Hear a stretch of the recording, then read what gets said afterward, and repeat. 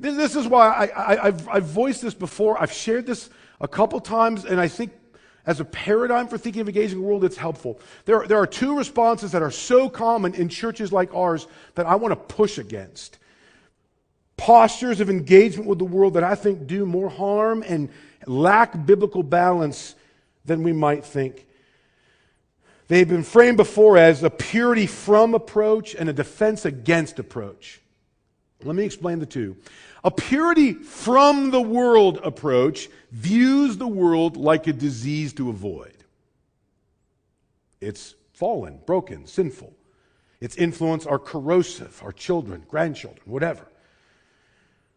It's decisions about how the family should function and what marriage is. I mean, you name the issue, it would in no way sit under the authority of Scripture, so there would be disagreement after disagreement, and it views like an evil that you don't even want your children's sweet little ears to listen to, and so we act in such a way that we try to avoid it.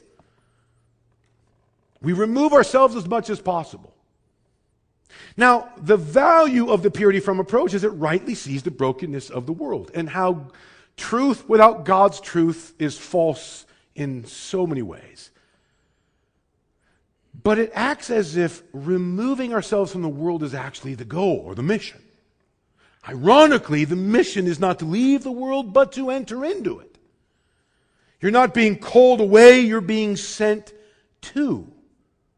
So to have as a primary framework a purity from approach that sees the world as a disease to avoid is unable to rightly balance both perspectives that God is calling us to. A second could be called the defense against approach. This approach views the world as an enemy to defeat. And in most cases, the way this manifests itself is through politics.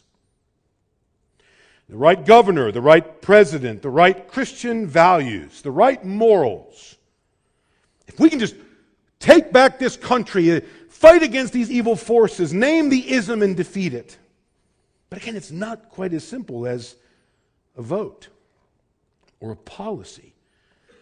It also can be quite aggressive. Have you heard, I'm sure you have, political discourse in this country in the last 5-10 years? It's to the point of embarrassment. And Christians participate without distinction.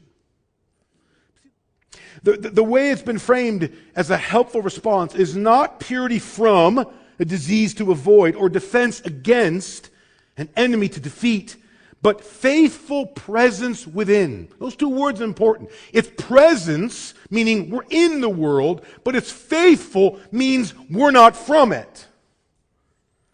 A faithful presence within, where the world is the object of God's love and ministry within which God rules and we serve. If it's a disease to avoid, you wouldn't even go to it.